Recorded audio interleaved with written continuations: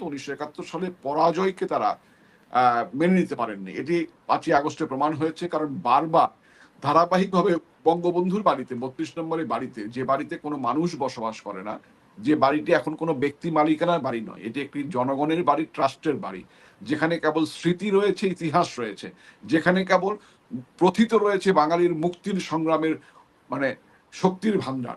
সেই বাড়িটিতে উপর্যুপরি আঘাত করবার মূল কারণটাই হচ্ছে তারা 1971 সালে পরাজয়ের প্রতিশোধ দিতে চেয়েছে।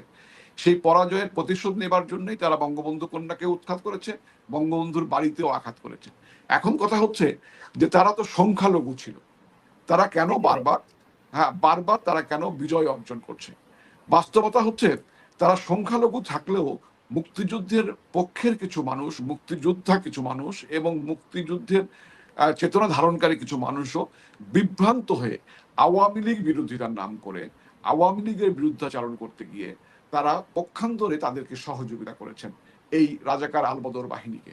এবং আপনি খুব ভালোভাবে খেয়াল করবেন, বাংলাদেশের রাজনীতিতে মুক্তিযুদ্ধের পরবর্তীতে, বিশেষ করে 75 পরবর্তীতে, এখানে ধর্মের একটি বিষয় আনা হয়েছে। মানুষের, এই উপমহাদেশের মানুষের, বিশেষ করে বাংলাদেশের মানুষের কাছে ধর্ম একটি খুব আবেদনময়ী, একটি সংবেদনশীল ইস্যু। তো বারবার ইসলাম ধর্মের পবিত্রতাকে টেনে এনে ইসলাম ধর্মকে ফেরি করে, ইসলাম ধর্মকে ব্যবহার করে সাধারণ মানুষকে বিভ্রান্ত করা। এবং একটি জায়গায় হয়তো আমরা ভুল করে ফেলেছিলাম।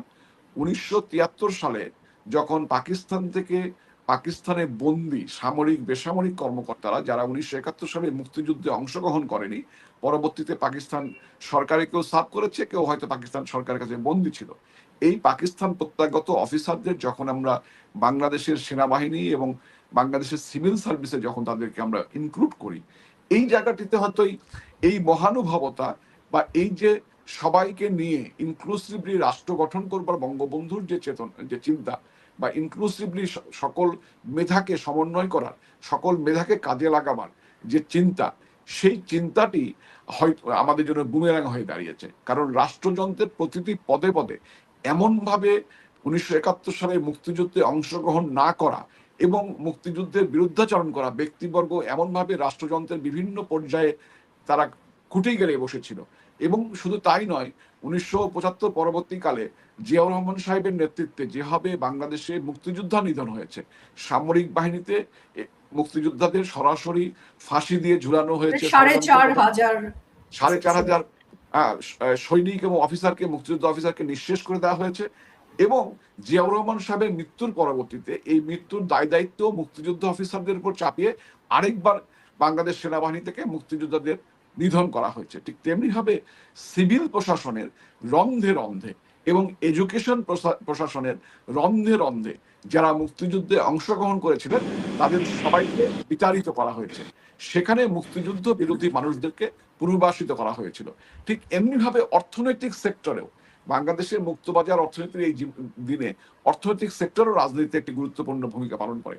অর্থনীতিতেও মুক্তিযুদ্ধের বিরোধিতাকারী যারা রয়েছেন বা মুক্তিযোদ্ধাদের প্রতি যাদের একটু বৈরী ভাব রয়েছে, পাকিস্তানিদের প্রতি একটু সফট মনোভাবাপন্ন রয়েছে, এই সমস্ত মানুষগুলো অর্থনীতিও নিয়ন্ত্রণ করতেন। এমনকি ইসলামী ব্যাংক, বাংলাদেশে আর কোনো ব্যাংক পাবেন না ডেডিকেটেডলি শুধুমাত্র একটি রাজনৈতিক দলের কর্মীদেরই সাপোর্ট করে, একটি রাজনৈতিক দলের কর্মীদেরই কেবলমাত্র অর্থনৈতিকভাবে উন্নত করবার জন্য তারা কাজ করে। ইসলামী ব্যাংক সহ এরকম বেশ কিছু আর্থিক প্রতিষ্ঠান এমনভাবে সমাজে বিস্তার লাভ করেছে, অর্থাৎ এই শক্তিটি বিস্তার লাভ করেছে অনেকভাবে। যদি জনগণের সমর্থন তারা পেত তাহলে তো বাংলাদেশ তারা দখল করে ফেলতো। কিন্তু এখনো আসার জায়গা যেটি, সেটি হচ্ছে বাংলাদেশের আপামর জনগণ, মেজরিটি জনগণ, তারা এদের এত ষড়যন্ত্র মোকাবেলা করেছে জননেত্রী শেখ হাসিনার নেতৃত্বে এবং ভবিষ্যতেও করবে। এই যে দায়ভারটা, এই কারণে আজকে যে ইউনূস সরকার যাওয়ার পর নতুন একটি সরকার এসেছে, সরকারের যে ত্রাহি মধুসূদন অবস্থা, সরকার যেভাবে আপনার বাংলাদেশটাকে খাদের কিনারে তো ইউনূস রেখে গেছে, এই সরকার সেই গর্তে ফেলে দিয়েছে। এরপরেও আমরা প্রয়োজনীয় উদ্যোগটি গ্রহণ করিনি আন্দোলন করবার জন্য। এই কারণে এটিকে রাজনৈতিক কৌশল, আমাদেরকে জনগণকে এটি বুঝতে দিতে হবে কি শেখ হাসিনা, কি ইউনূস এবং কি বিএনপি, এটি হারে হারে টের পাক। এবং একটি কথা আমি স্পষ্টভাবে বলতে চাই যে বিএনপি এবং জামাত সংসদের দুটি দল, প্রধান দুটি দল, একটি হচ্ছে বিএনপি, একটি হচ্ছে জামাত। একটি সরকারি দল, একটি বিরোধী দল। আসলে সেখানে দুটি দল নয়, দুটি দল, এটি একটি নাটক।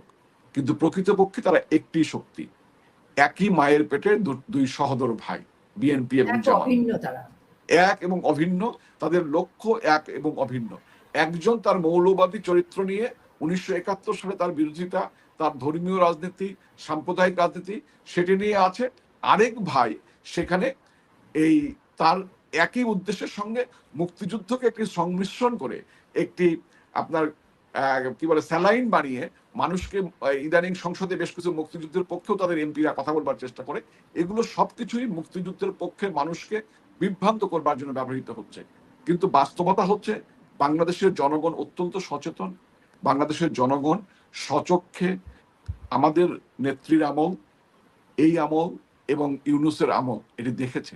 আপনি চিন্তা করতে পারেন, সচেতন ভাবে শিশু হত্যা করেছে ইউনূস, সচেতন ভাবে টিকা না কিনে শিশু হত্যা করেছে, কারণ সে প্রকৃত অর্থে হত্যাকারী। এবং আজকে এই সময়ের পরিক্রমায় 5ই আগস্টের আগে পরে যারা মুগ্ধ হত্যাকাণ্ডের জন্য অথবা আপনার আবু সাইদ হত্যাকাণ্ডের জন্য আমাদেরকে বা সরকারকে বা প্রশাসনকে দায়ী করবার চেষ্টা করত, তারা কিন্তু এখন বুঝে গেছে এই হত্যাকাণ্ড, এই গুলি বা এই শ্বাসরোধ করা এটি আওয়ামী লীগের পক্ষ থেকে বা তৎকালীন সরকারের মেশিনারিদের পক্ষ থেকে হয়নি।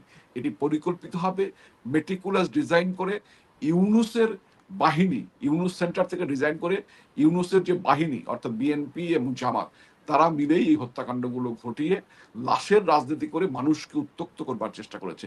এটি আজকে চায়ের দোকানে, যে কোনো আড্ডায়, বিয়ে বাড়িতে, মরা বাড়িতে, বন্ধুদের আড্ডায়, মুরব্বীদের আড্ডায়, সকালের প্রাতঃভ্রমণে সব জায়গায় কিন্তু এই বিষয়গুলো আলোচনা হচ্ছে। এবং সবাই কথাতে বলছেন জননেত্রী শেখ হাসিনা, বঙ্গবন্ধুর কন্যা, স্বজন হারানো শেখ হাসিনা আর যাই করুক, মানুষ হত্যা করতে পারে না। এই যে মানুষের ইউটার্ন নেওয়া, যে এত টোটাল মিডিয়া দেখুন, 1400 মানুষ হত্যা করেছে বলে, ওই সময় হত্যা হয়েছে বলে আপনার জাতিসংঘের মতো একটি প্রতিষ্ঠান সেই সময় একটা সার্টিফিকেট দিয়েছে এবং এটাকে রেফারেন্স হিসাবে গোটা ওয়ার্ল্ডে ব্যবহার করবার চেষ্টা করছে। ইউনূস সরকার, বিএনপি, জামাত, তারা সবাই মিলে একদম গলদঘর্ম হয়েও 1400 মানুষের কোনো অস্তিত্ব খুঁজে পায়নি।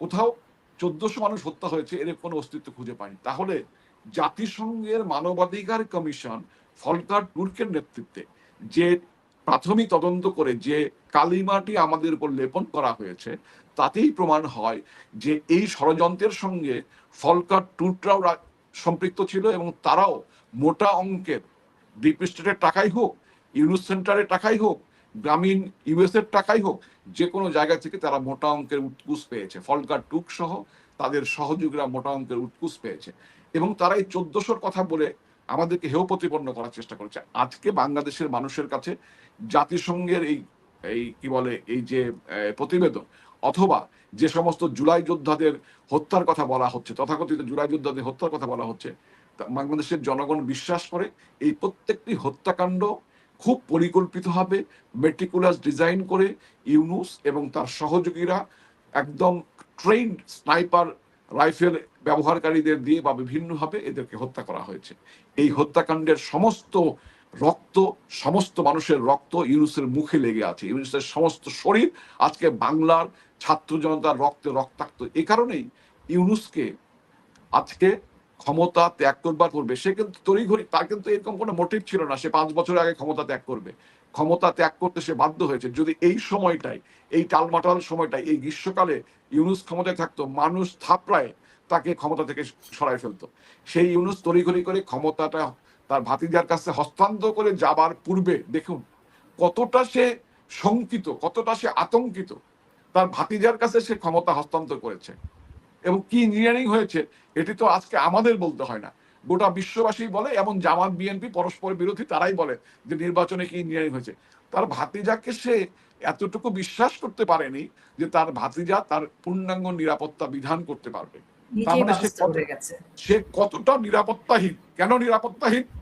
নিরাপত্তাহীন কারণ সে জানে সে বাংলাদেশের বিরুদ্ধে ষড়যন্ত্র করেছে। সে জানে সে বাংলাদেশের তরুণ প্রজন্মের বিরুদ্ধে ষড়যন্ত্র করেছে। সে জানে সে বাংলাদেশের ভবিষ্যতের বিরুদ্ধে ষড়যন্ত্র করেছে। সে জানে সে বাংলাদেশের মানুষের সঙ্গে প্রতারণা করেছে। সে জানে সে লুটপাট করেছে। তার বান্ধবী নূরজাহানরা লুটপাট করেছে। তার বান্ধবী আরো অন্যান্যরা লুটপাট করেছে। এই যে লুটপাট করেছে, যে পাপের ভয় তার মধ্যে রয়েছে, এই কারণেই সে এসএসএফ এর নিরাপত্তা নেওয়ার জন্য একটি বিশেষ বিধান করেই তারপরে বিদায় নিয়েছে এবং যাবার আগে বাংলাদেশকে বিক্রি করে দিয়ে গেছে মার্কিনীদের কাছে। আজকে বলতে ইচ্ছা করে, কখনোই জননেত্রী শেখ হাসিনা, আমাদেরকে বারবার বলা হয় যে আমাদের সঙ্গে ভারতের অতিরিক্ত সম্পর্ক। কেন এই সরকারের সঙ্গে ভারতের কি আমাদের যে কম মাত্রায় সম্পর্ক? কোনো অংশে বর্তমান সরকারের সঙ্গে ভারতের যে সম্পর্ক এবং আওয়ামী লীগ সরকারের সঙ্গে ভারতের যে সম্পর্ক, সেখানে কোনো ধরনের আপনার পার্থক্য করার কোনো সুযোগ রয়েছে? বরং জননেত্রী শেখ হাসিনা কখনোই কোনোভাবেই ভারতের কাছে মাথা নত করে রাজনীতি করেননি। তিনি মাথা উঁচু করে বঙ্গবন্ধুর কন্যা চির উন্নত মমশির, সেই চির উন্নত মমশিরই নিয়েই তিনি পৃথিবীর সমস্ত রাষ্ট্রপ্রধান, সরকার প্রধানদের সঙ্গে ডিল করেছেন, সমস্ত সরকারের সঙ্গে ডিল করেছেন। খোদ আমেরিকায় বসে জাতিসংঘে দাঁড়িয়ে তালেবান সৃষ্টি, তাদের পৃষ্ঠপোষকতা এবং তাদেরকে নিধনের ক্ষেত্রে মানবতা বিবর্জিত কাজ করবার জন্য আমেরিকার সমালোচনা করে এসেছেন। সেন্ট মার্টিন কেন, বাংলাদেশের 1 ইঞ্চি মাটিও তিনি ছাড় দেননি। বাংলাদেশের বিন্দুমাত্র স্বার্থ শেখ হাসিনা কোনো দেশের কাছে বিক্রি করেনি। এমনকি ভারত আমাদের বন্ধু প্রতিম রাষ্ট্র, এ কথা সত্য। আমাদের মহান মুক্তিযুদ্ধে ভারত সহযোগিতা না করলে আমরা স্বাধীন সার্বভৌম বাংলাদেশ পেতাম কিনা এটি সন্দেহ আছে। আমাদের সময় আজকেও সেই যুগের পর যুগ ধরে ফিলিস্তিনিরা লড়াই করছে, আজকেও ফিলিস্তিন স্বাধীন রাষ্ট্র পায়নি।